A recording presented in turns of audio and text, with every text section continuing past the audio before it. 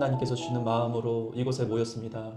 하나님께서 이곳 가운데 함께하여 주시고 하나님의 임재와 다스림이 있는 귀한 시간이 될 수 있도록 도와주시옵소서. 섬기는 손길에 복의 복을 덧입혀 주시고 자신이 갖고 있는 모든 비전들과 꿈들이 하나님 안에서 이루어지는 역사가 일어나게 하여 주시옵소서. 특별히 학업 가운데 있사오니 지혜와 능력을 허락하여 주시고 하나님께서 그 마음 가운데 하나님을 알아가는 그 열심을 더하여 주시옵소서. 모든 것 하나님께 맡겨드리며 살아계신 예수님의 이름으로 기도드리옵나이다. 아멘. 잘 먹겠습니다. 네, 교수님 이거 어떻게 뜨지? 제가 이거 그냥 이거, 뜨면 돼. 왜냐면 여기다 떠요? 아닌데 여기다 그릇이 있을 텐데. 여기다 아니에요? 떠서 먹는 아. 남편부터 내가 시켜. 저번 주에도 탕자 그 얘기였고 그 정말로 이게 우연히 하라 하기에는 좀 진짜로 좀 소름 끼친다 정도로 약간 그런 게 있었거든요. 제 생각이 아닌. 그래서 제가 하나님을 만나고 하나님의 이적과 기적을 보니까 사람들 앞에서 막 보이게 뭐 그렇게 막 확 튀고 이런 거 아니어도 그 속이 은밀하게 터지는 게 있더라고요. 어떤 건지 아시죠, 그게? 네, 그래서 그런 거일 수도 있겠구나라는 생각을 했어요. 그리고 교수님 설교가 요새 현대판. 그래서 저도 어제 기도하면서 이렇게 어떤 말씀을 주실까 저는 그냥 누군가를 만나거나 아니면 무슨 고민 문제가 있으면 말씀으로 주시거든요. 그래서 유다서를 주시는 거예요. 요새 현대판이랑 좀 비슷하고 네, 그리고 지금 그런 거짓 교사들 뭐 이런 것도 관련이 있고 해서 이런 문제를 좀 얘기하면 좋겠다라고 해서 유다서는 네. 아까 얘기했듯이 거짓 교사들에 대해서 특별히 영지주의 내용이 많아요. 영적인 것만 선한 것이다 라는 거짓 교사들에 대해서 얘기하는 거거든요. 제대로 된 이 복음을 가르쳐주기 위한 서가 유다서예요, 사실은. 그래서 좀 어려운 내용이기도 해요. 거짓 교사들을 추출해 나가는 것들인데, 근데 교수님 강의 때에도 그런 목회에 있어서 문제점이라든지 우리가 개선해야 될 점에 대해서 굉장히 사실 우선순위로 말씀 항상 하시잖아요. 네, 그래요. 그래서 그렇게 사실 저도 막 뭐 강의를 뭐 이렇게 따박따박 듣지는 못했어도 한 번 들으면 잊혀지진 않더라고요. 그런 문제에 대해서 또 그럼 교수님은 언제 하나님 만나셨어요? 저는 이제 고등학교 2학년 때, 수련회 때. 대부분 스토리가 비슷해요. 목사님하고 교수님은 네, 꼭 수련회 가서 꼭 서원하시고 꼭 되시더라고요. 저 같은 경우에는 근데 이제 조금 다른 케이스는 이제 선생님을 통해서, 사역자가 아니라 선생님을 통해서, 이제 나도 모태 신앙이지만은 이제 그 전까지만 해도 그냥 교회만 왔다 갔다 하는, 한번 봤네. 그냥 임원하라니까 하고 봉사하라니까 봉사하고 그렇게 신앙생활 했지만은 이제 고등학교 2학년 때 이제 어떤 집회를 통해서 하나님을 만난 것이 아니라 난 집회처럼 짓게 막 지루하고 막 하나님 말씀 안 들리고 막. 근데 제가 다녔던 교회에서는 막 할머니가 이제 어른 예배까지 참석하라 그래서 1시간 반씩 막 설교를 해요. 그런 교회에서 막 있었는데 시골은 아니었는데 이게 수련회를 갔는데 이제 새벽 2, 3시쯤 이제 선생님이 깨우는 거예요. 일어나 깨우는 거예요. 그래서 그때 사춘기였는데 왜 그러세요? 막 이렇게 화를 낼 수 있잖아요. 근데 선생님 그렇게 온유하시고 나이도 되게 많으신 분이셨는데 저희 반 선생님이 깨워서 저를 정자로 데리고 가더라고요. 그래서 랜턴 하나 들고 성경책 하나 들고 이제 간 거예요. 랜턴에 이제 정자로. 그래서 마서를 피면서 한 절씩 읽는 거죠. 랜턴 이렇게 하나씩 비추면서 새벽 너 한 절 나 한 절 이렇게 하다가 하나님 말씀을 통해서 하나님을 만나게 된 거예요. 그래서 선생님을 통해서. 그래서 그때 이제 서원하게 되고 목사가 되겠다 하고, 교수가 되기 위해서는 한참 부족하지만은 기도만 했어요, 사실은. 기도만 그럼 했지만 목사가 되고 하나님께서 싶으셨던 거예요? 교수가 되고 싶으셨던 거예요? 저는 둘 다예요 사실. 그래서 하나님께서 이 길로 기도하면서 기도만 했는데 이 길을 하나님께서 또 인도하시더라고요. 자연스럽게. 또 여기까지 오게 됐지만은 대부분 이제 교회 내에서 상처를 받고 교회로 다시 돌아가기를 힘들어하는 그러한 사람들은 대부분 교회 내에 우리가 배웠다시피 바리새인들적인 면들이 너무 많아서 어떤 교회 담임 목사님이든지 부모님 입장일 것 같아요. 싸우지 않고 그냥 서로 다 이렇게 잘 해서 화목했으면 좋겠는 교회가 됐으면 좋겠을 텐데 그게 생각보다 쉽지는 않더라고요. 저도 이렇게 얘기를 하면서 또 제 입장에서 손해보는 것 같거나 짜증나면 또 저도 좀 욱하거든요. 그래서 교회는 가야 되겠는데 교회가 너무 거룩하고 정죄하는 사람들이 많기 때문에 부담스러울 거라는 생각을 굉장히 많이 했어요. 또 한 가지 이유는 무엇인가 하면은 종교성이 자신을 그렇게 만들어 가는 거거든요. 그러니까는 막 기도를 해요. 하는데 하나님을 알기 위해서 기도하는 것이 아니라 내가 새벽을 깨어 기도하고 하면서도 내가 원하는 것들과 내가 바라는 것들과 내가 이런 상태인데 하면서 계속 안으로 쏠려 들어가요.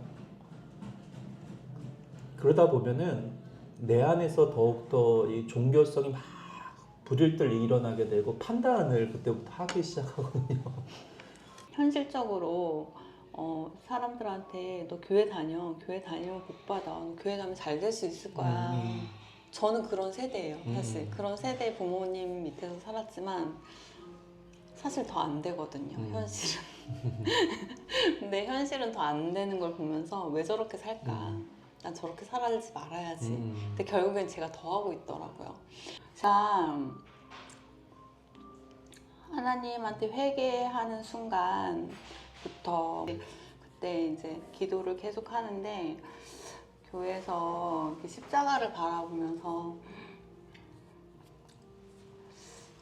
이렇게 기도를 하고 있는데 하나님께서 저한테 마음속에 어떤 생각을 주셨냐면 너 왜 지금까지 그렇게 살았니? 지금까지 산 인생은 굉장히 바쁘게 아둥바둥 이거 아니면 안 될 것 같은 성공에 막 연연하면 그래서 나는 절대 힘들게 살지 말아야 돼 이런 막 그런 고통받지 않을 거야 나는 하는 그 인생을 여쭤보시는 것 같더라고요. 하나님 저 잘 살고 싶었어요 라고 대답했는데 하나님께서 이게 좀 감동을 주신 게 그게 내 인생이다. 사람이 한 번 죽는 건 정해진 것이요 그 후에는 심판이 있다 하는데 사실 세상 나갔을 땐 심판이 사실 무서웠어요. 근데 그 얘기를 듣고 보니까 죽는 게 정해졌다는 생각이 딱 드는 거예요. 누구나 사람은 죽는다는 게. 근데 그거를 난 평생 살 것처럼 아둥바둥 헐키고 설키고 뜯기고 하면서 거기에 대해서 내가 어느 정도 만족하면 마음이 안정되고 또 만족하지 못하면 그걸 들들 볶으면서 내 인생을 산 것 같은 모습들이 막 이렇게 보여지면서 그렇구나. 그냥 그렇게 사는 게 내 인생이었구나. 그러니까 내용을 내가 중요시 생각하지 않았구나라는 그런 회개를 많이 했었거든요. 지금 경제가 막 좋지는 않잖아요. 근데 이제 저는 아이가 없는 상태긴 하지만 아이를 낳고 또 부모의 입장에서 이렇게 앞으로 어떻게 살아야 되지? 저는 아이가 없는데도 굉장히 가끔씩 나 이제 어떡하지? 이런 쓰나미처럼 이렇게 올 때가 있어요. 걱정이. 그게 뭔지는 모르겠지만 어떤 뭐 물가가 오른다든지 아니면 내가 뭘 하고 싶었는데 못 한다든지 이렇게 계획했는데 그게 뭐 단절된다든지 이러면 어떻게 앞으로 해야 되지라는 그런 그냥 무의식 중에 그런 막 걱정이 괜히 와요.